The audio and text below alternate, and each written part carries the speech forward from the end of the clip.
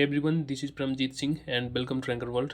देखो, जो बिहार पुलिस इक्कीस 391 का बहाली चल रहा है और मतलब ऑलमोस्ट अंतिम चरण पे है और इसका एक अगले मंथ से 1 तारीख से जो ज्वाइनिंग होने वाला है उसके रिगार्डिंग बहुत सारा कन्फ्यूजन चल रहा है और बहुत सारे वीडियो बना रहे हैं, कुछ गलत भी कुछ सही भी, और एक किसी ने कुछ बोल दिया उसी को लेकर के बनाया जा रहा है, वो सही भी है या गलत है इसके बारे में बिना केयर किए हुए।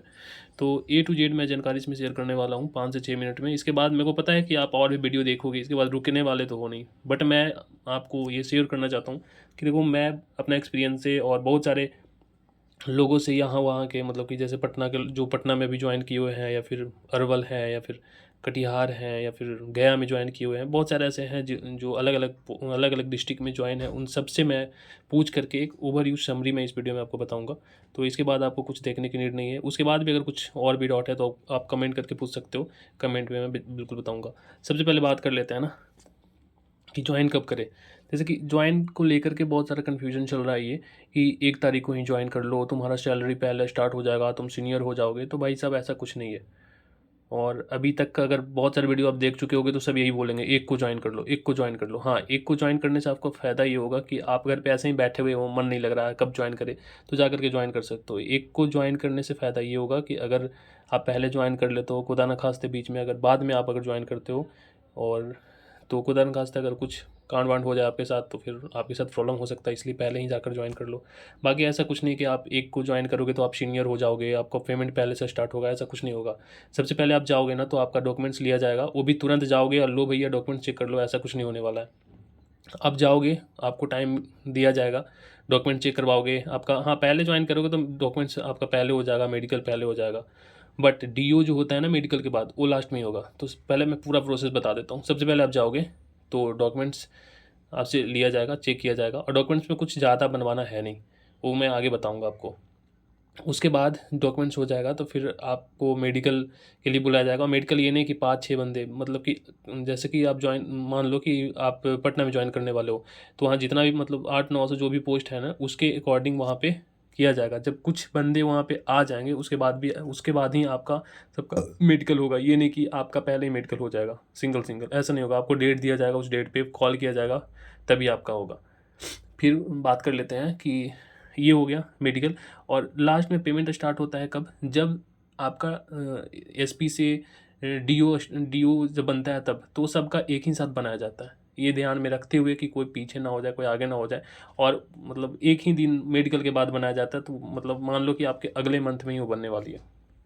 नेक्स्ट बात कर लेते हैं सामान क्या क्या लेके जाना है। इसमें बहुत सारा कन्फ्यूजन है। देखो, अगर आप फर्स्ट कभी भी ज्वाइन कर रहे हो, मतलब 1 2 3 4 कभी भी कोई किसी भी डेट पे ज्वाइन कर रहे हो, तो आप जाओगे और डायरेक्ट आपको वहाँ पर रख नहीं लिया जाएगा। सेंट्रल फोर्स जैसे एसजीडी में लोग ज्वाइन करते हैं, जाते हैं फिर वहीं रह जाते हैं, ऐसा नहीं है। आप बिहार में हो और कहीं भी हो, आप नज़दीक ही हो, मतलब अपने स्टेट में ही हो, तो आप कभी भी वहाँ पर जा करके अपना डॉक्यूमेंट्स दोगे। उसके बाद फिर मेडिकल, लंबा अच्छा खासा टाइम लगेगा, तो आप उतना सामान लेकर के ढोते तोड़ने चलोगे, और रूम वहाँ पे मिलेगा नहीं मिलेगा कोई नहीं जानता। कहीं कहीं पे रूम अवेलेबल होता है, कहीं कहीं पे नहीं होता। अपना खुद का लेकर के रहना पड़ता है, खाना पीना सब खुद का खाना पड़ता है भाई। तो पैसा भी लेकर के जाना अपना, जब भी जाना आप। तो सामान वामान इतना नहीं लेकर के जाना है। आप मच्छरदानी ले लो भाई, एक बेडशीट ले लो, गर्मी का टाइम है, और नीचे बिछाने के लिए प्लास्टिक ले लो, और अपना जो ही 2-3 कपड़ा है ये ले लो। थाली वाली मत लेकर के जाओ, थाली तो आप मेज़ में ही खाओगे अभी, या फिर होटल वोटल में आपको खाना पड़ेगा, तो थाली का क्या नीड है। तो ये हो गया सामान वामान में, कुछ ज़्यादा नहीं लेके जाना है, एक बैग लेके जाना है और अपना जो भी है वो लेके जाना है। नेक्स्ट अपन बात कर लेते हैं डॉक्यूमेंट्स क्या क्या लेकर के जाना है। तो सिंपल सी बात है, इसमें भी बहुत सारा कन्फ्यूजन है। आचरण बनवा लो, आय बनवा लो, आय बनवाओ तो एसडीएम लेवल का बनवाओ, डीएम लेवल का बनवाओ, ये ऐसा वनमंडल लेवल का बनाओ। तो देखो, मैं इस पर सिंपल सा एक बात बताऊंगा, जो भी आप फिजिकल के टाइम में जो भी जितना भी डॉक्यूमेंट्स आप दिए हो, तो बस वही डॉक्यूमेंट्स आपको वहाँ पे भी लगने वाला है, उससे एक्स्ट्रा कुछ नहीं लगेगा। आचरण वाचरण कुछ नहीं लगने वाला भाई। और एसएसजीडी के टाइम में भी मेडिकल जो हो रहा था, उसमें भी लोग बोल रहे थे हम आचरण बनवा लो, ये बनवा लो, तो सब कुछ नहीं लगा। आचरण खुद डिपार्टमेंट भेजती है आपके, जो भी आपका थाना पड़ता है उसमें, और वहाँ से आपके थाने वाले आकर के सत्यापन करते हैं। वो ट्रेनिंग के बीच में कभी भी हो जाता है, वो उसके लिए आपको पता भी नहीं चलेगा, हो भी जाएगा। आपके गांव में सीधा पुलिस आपके घर पे आ जाएगी, आपके बारे में इंक्वायरी करेगी, बस दैट्स इट। तो डॉक्यूमेंट्स में कुछ नहीं लेके जाना है, बस वही जो लगा है वो कर लेना है। डॉक्यूमेंट्स के लिए एक प्रो टिप देना चाहूँगा कि आप जब डॉक्यूमेंट्स वेरिफिकेशन करवाओगे तो आपका डॉक्यूमेंट्स वहाँ पे जमा हो जाएगा। तो आप सबका एक एक कॉपी, दो दो कॉपी करके अपने पास मोबाइल में या फिर फाइल बनवा लो, पीडीएफ बनवा लो, उसको रख लेना, ताकि इन फ्यूचर आप किसी और वैकेंसी के लिए अप्लाई करते हो तो उसमें आपको फिर ऐसा ना लगे कि अरे मेरा डॉक्यूमेंट जमा हो गया तो फिर मैं फॉर्म कैसे भरूँ। तो पहले से ही ये करके रख लेना, ये कोई नहीं बताएगा, प्रो टिप है। हाँ, अगर आपके पास ग्रेजुएशन वगैरह का सर्टिफिकेट है और भी अगर पीजी वीजी भी कर रखे हो तो आप ये सब भी जमा कर देना, क्योंकि जब आपका प्रमोशन होगा ना तो ये सब देखा जाता है कि आप कितना क्वालिफिकेशन है। तो और टेक्निकल का भी बहुत सारे उनके पास टेक्निकल भी डिग्री होगा तो कर भी सकते हो, नहीं भी कर सकते हो, उसका कुछ ये कांस्टेबल में तो लेना देना है नहीं। बाकी समझ में आ गया होगा डॉक्यूमेंट्स क्या लेके जाना। और भी अगर डॉक्यूमेंट्स के रिगार्डिंग कुछ भी, हाँ, एचडीएम लेवल, डीएम लेवल, ये सब कुछ नहीं होता। जो आप जमा किए वो कर सकते हो। अगर उस टाइम का डॉक्यूमेंट जो आप जमा किए हो वो अगर आपके पास नहीं है तो तत्काल भी बनवा सकते हो। जो निवास होता है और ये आवासीय निवास आवासीय तो एक ही होता है, रेजिडेंटल, और ये जो आपका कास्ट सर्टिफिकेट है, ये लोग, ये सब। तो डॉक्यूमेंट्स के रिगार्डिंग और भी कुछ अगर डाउट चल रहा है आपको तो आप कमेंट करके पूछ सकते हो।